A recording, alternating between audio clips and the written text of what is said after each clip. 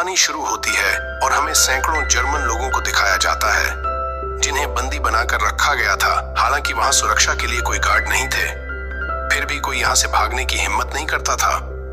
अगर कोई यहाँ से भाग भी गया तो वो हड्डियां जमा देने वाली बर्फ में कुछ दिनों से ज्यादा जिंदा नहीं रह पाएगा। उनमें एक सिपाही था जो कैसे भी करके अपनी पत्नी और बच्ची से मिलना चाहता था। उसका नाम था जिमी और एक दिन उसे भागने का मौका मिल भी गया था। रात को वो एक कोयले से भरी गाड़ी में चढ़ गया और गाड़ी जब चली तो वो तारों से भरे आसमान को देखकर बहुत खुश हुआ। अचानक गाड़ी रुक गई और जिमी ने चुपके से बाहर निकलकर देखा। तभी उसे एक सिपाही ने देख लिया और उसे एक सुरंग में कैद कर दिया गया। ऊपर से बारिश भी शुरू हो गई, लेकिन जिमी 3 दिन तक बिना खाए पिए वही डटा रहा। इसके बाद जेलर ने उसे रिहा करके कहा, तुम्हारे साथी तुम्हारा इंतजार कर रहे हैं। आखिरकार जिमी जब सुरंग में पहुंचा तो उसने देखा उसके साथी बहुत गुस्से में थे। वो हाथों में हथियार उसका इंतजार कर रहे थे, क्योंकि जिमी की भागने की वजह से उन्हें 3 दिन भूखा रखा गया था। तभी उन्होंने जिमी पर हमला कर दिया और उसे कुत्तों की तरह जख्मी होने की वजह से उसे कैंप के डॉक्टर के पास ले जाया गया। वो डॉक्टर भी यहाँ पर बंदी था। वो जिमी की भागने की हिम्मत को देखकर बहुत खुश हुआ। फिर जिमी ने डॉक्टर से मदद मांगते हुए कहा वो एक बार फिर यहाँ से भागना चाहता है। डॉक्टर ने उसे समझाया कि यहाँ से भागना नामुमकिन है। आज तक जिन्होंने भी भागने की कोशिश की वो सब मारे गए। डॉक्टर ने उसे बताया जो लोग यहाँ से भागेंगे नहीं वो भी अंत में मारे ही जाएंगे। असल में वहां के कैदी हर रोज मेटल की खानों में खुदाई करते हैं जो धीरे धीरे हवा की वजह से उनके शरीर में जा रही है। इसकी वजह से आज नहीं तो कल उन सब का मरना तय है। इसलिए डॉक्टर ने उसे सलाह दी कि उसे भागकर अपनी किस्मत आजमा ही लेनी चाहिए। अब डॉक्टर ने अपने सभी गर्म कपड़े और जूते निकाल कर जिमी को दिए और कहा रेलवे ट्रैक पर जगह जगह खाना छुपा कर रखा गया है। ऊपर से जिमी को उसने एक बंदूक भी दी। असल में डॉक्टर ने भागने की तैयारी खुद के लिए की थी, लेकिन 1 महीने पहले उसे पता चला कि उसको कैंसर है। इसलिए वो भाग भी गया तो 1 महीने से ज्यादा जीने वाला नहीं है। अब डॉक्टर ने उसे अपना लंच बॉक्स देते हुए कहा अगर तुम सफल हो जाओ तो मेरे परिवार को मेरे मरने की खबर दे देना। अब जिमी एक बार फिर रात को भाग निकला। जब जेलर को खबर मिली कि जिमी भाग गया है तो डॉक्टर से पूछताछ करने आया। तब तक डॉक्टर अपनी जान कुर्बान कर चुका था। उधर जिमी बर्फ और तेज हवा का सामना करते हुए आगे बढ़ रहा था। जेलर ने जिमी को ढूंढने के लिए कई फौजियों को भेजा, लेकिन कई दिन ढूंढने के बाद भी उन्हें जिमी का कोई सुराग नहीं मिला। सबको लगा वो बर्फ में जमकर मर गया होगा, पर जेलर को यकीन था वो जिंदा है। इसलिए उसने तलाश जारी रखने का हुक्म दिया। उधर जिमी को अपने पीछे स्लेस आता हुआ दिखाई दिया। ये देखकर जिमी भी भागने लगा, लेकिन कुछ देर में स्लेस उस तक पहुंच गया और जिमी के ऊपर से निकल गया। जब जिमी की आंख खुली तो उसने देखा वो तो ठीक ठाक था। असल में ये पूरी घटना उसके मन का वहम थी। उसके चारों तरफ सफेद बर्फ की चादर थी और खाना भी खत्म हो गया था। उसका दिल टूटने लगा और उसने भगवान को कुछ चमत्कार करने के लिए कहा, पर दूर दूर तक बर्फ के सिवा कुछ नहीं था। अब उसके पास कोई चारा नहीं था, इसलिए वो कुछ दिन तक आगे बढ़ता रहा। आखिरकार उसके शरीर ने जवाब दे दिया और वो भूख के कारण बेहोश हो गया। कुछ देर बाद उसकी आंख खुली और उसने एक अजीब आवाज सुनी। उसकी नजर एक सील पर पड़ी और उसने अपनी बंदूक निकाली और सील पर गोली चला दी, लेकिन उसका एक भी निशाना सील पर नहीं लगा। सील भागने लगी और जिमी उसका पीछा करने लगा और वो बर्फीले पानी में घुस गई। लेकिन जिमी ने ज्यादा कुछ न सोचते हुए एक गोली और चलाई। आखिरकार सील को मारने में कामयाब हुआ। खाना खाने के बाद अपने पैरों पर उसने पट्टियां बांध ली ताकि ठंड से राहत मिले। कुछ देर आराम करने के बाद जिमी फिर से अपने सफर पर निकल पड़ा। अब इतना लंबा रास्ता चलने की वजह से उसका दिमाग की हालत आराम से बिगड़ सकता था, इसलिए लगातार वो खुद से बातचीत करता रहा। हर थोड़ी दूर चलने के बाद वो कंपास से दिशा देखता था ताकि वो गुम न हो जाए। इसी तरह कुछ दिनों तक चलने के बाद उसे बर्फ के बीचों बीच एक पेड़ दिखाई दिया। इसकी वजह से जिमी खुशी से पागल हो गया और उसने भागकर पेड़ को गले लगा लिया। इस पेड़ का मतलब था लगातार 2 महीने चलने के बाद वो आर्टिक सर्कल से बाहर आ गया था। दूसरी तरफ जेलर ने अभी तक हार नहीं मानी और 500 मीटर के एरिया की तलाशी लेने का हुक्म दिया।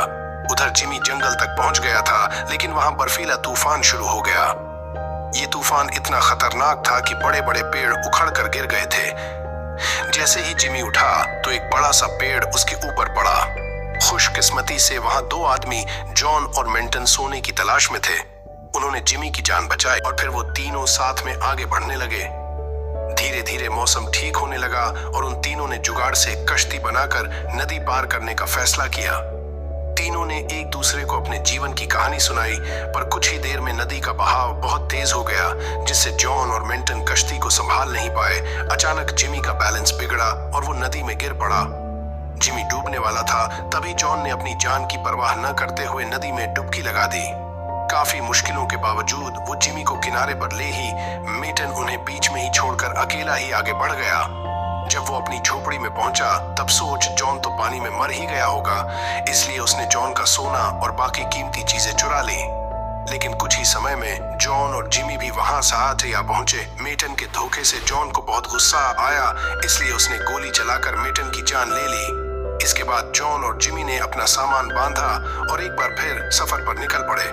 खैर जल्द ही सर्दी का मौसम शुरू हो गया, इसलिए उनका आगे बढ़ना और भी मुश्किल हो गया।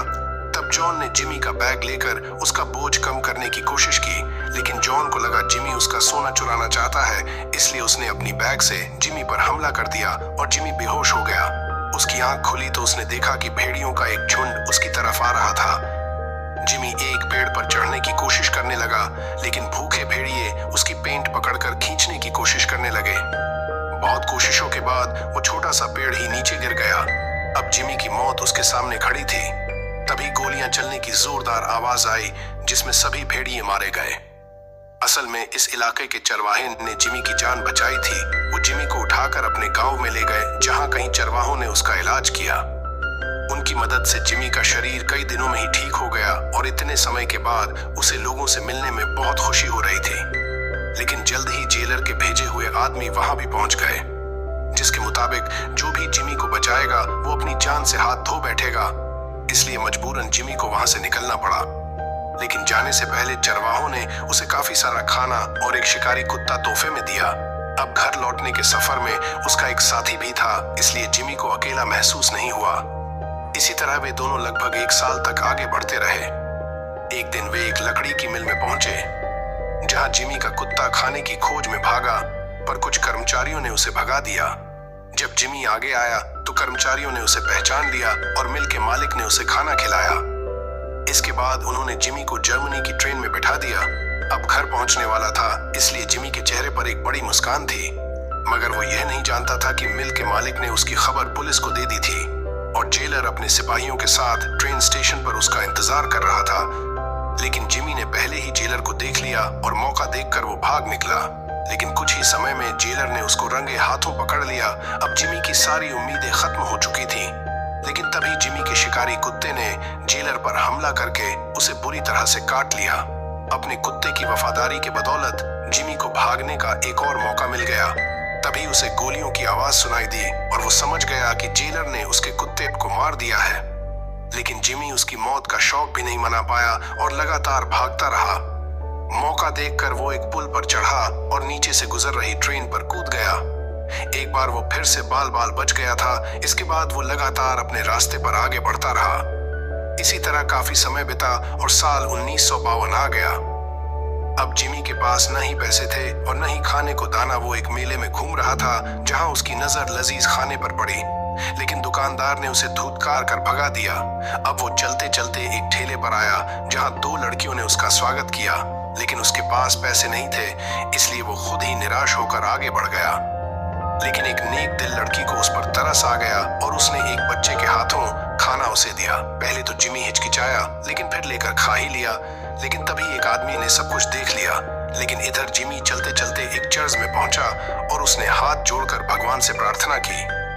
अब वो आदमी भी उसके पीछे पीछे यहाँ तक आ पहुंचा, पर उसने जिमी को पुलिस के हवाले नहीं किया, क्योंकि पहले वो भी एक वॉर में रह चुका था, इसीलिए वो जिमी की हालत समझ सकता था। वो जिमी को अपने घर ले आया, जहां जिमी नहा धोकर अपने पुराने रूप में वापस आ गया। उस आदमी ने उसे पासपोर्ट और कुछ कागज भी दिए, जिसे जिमी का दिल भर आया। आखिरकार जिमी पासपोर्ट लेकर सोवियत शरत के पार पहुंच गया और फिर थोड़ी पूछताछ के बाद उसे जाने दिया गया। अब जिमी को इतनी खुशी हुई कि उसे जानबूझकर अपनी हंसी रोकनी पड़ी। आखिरकार अब वो आजाद हो ही गया था। लेकिन जैसे ही वो पुल के बीच पहुंचा तो उसके चेहरे पर चमचमाती हुई रोशनी आई और तभी उसके सामने जेलर आ गया। अब उसे देखकर जिमी डर गया और उसने पीछे मुड़कर देखा तो वो अब भी सोमियत जमीन पर ही था, जिसका मतलब यह था जेलर अभी भी उसे गिरफ्तार कर सकता है। अब जिमी का दिल टूट गया क्योंकि इतने सालों की कड़ी मेहनत के बाद उसके आजाद होने की खुशी मिट्टी में मिल गई थी। पर अचानक उसने देखा कि जेलर उसके रास्ते से हट गया। अब जिमी को अपनी आंखों पर विश्वास नहीं हुआ और वो धीरे धीरे आगे बढ़ा। असल में जिमी के 7 साल की मेहनत और जज्बे ने जेलर का दिल जीत लिया था, इसलिए जेलर ने जिमी को जाने दिया। वो एक फौजी होने के नाते जीत गया था क्योंकि आज वो जिमी को गिरफ्तार करके हमेशा के लिए बंद कर सकता था। आखिरकार जिमी शरत पार करके अपने घर पहुंच गया, जहां उसकी पत्नी और बेटी चर्च के लिए निकल रहे थे। जिमी भी उनके पीछे पीछे गया और चर्च में उसकी बेटी ने उसे पहचान लिया और वो दौड़कर अपने पिता से लिपट गई। इसी के साथ ये कहानी खत्म हो जाती है।